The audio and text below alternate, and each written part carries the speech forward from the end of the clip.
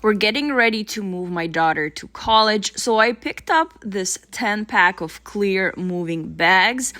She specifically wanted transparent bags so she could easily see what's inside.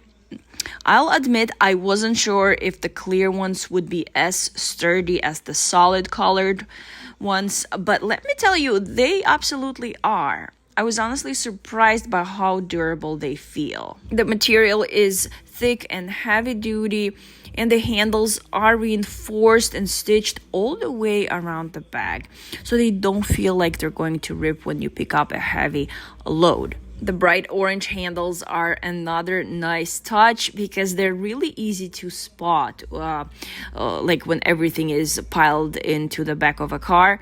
It's just easier to spot it. Another thing I like is that these do not require any assembly.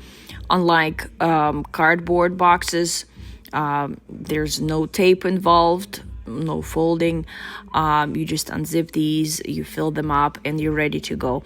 And when the move is over, they fold down flat, so they barely take up any storage space.